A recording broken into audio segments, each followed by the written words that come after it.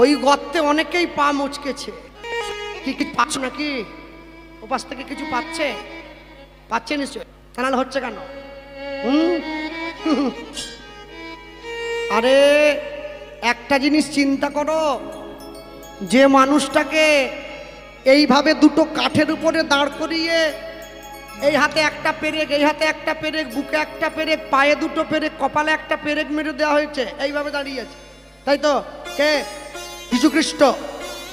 তাহলে 5টা পেরেক মেরে দিয়েছে যার গায়ে, তাকে তোমরা ভগবান বানিয়ে দিলে।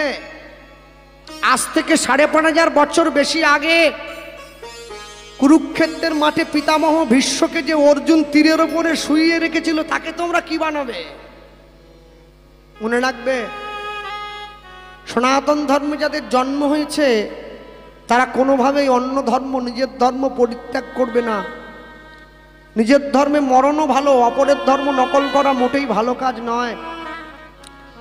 শ্রবাণো স্বধর্ম বিগুণৌ পরধর্মাৎ সনুষ্ঠিতাৎ স্বধর্মে নিধনং শ্রেয় পরধর্ম ভয়াবহ। আমেরিকার থেকে লক্ষ লক্ষ খ্রিস্টান এসে নবদ্বীপে মায়াপুরে ইস্কনে হরে কৃষ্ণ বলতে পারে, হরে কৃষ্ণ হরে কৃষ্ণ উচ্চারণই হয় না, তবু বলে। কেন জানেন? যারা বলতে পারে না তারা বলে, আমরা বলতে পারি কিন্তু বলি না। নিজের ধর্ম পরিত্যাগ করো না। আমি এটা বলবো না তোমরা খ্রিস্টানকে ভালোবাসবে না, নিশ্চয়ই বাসবে, কিন্তু নিজের ধর্ম পরিত্যাগ করে কখনো অন্য ধর্ম গ্রহণ করবে না।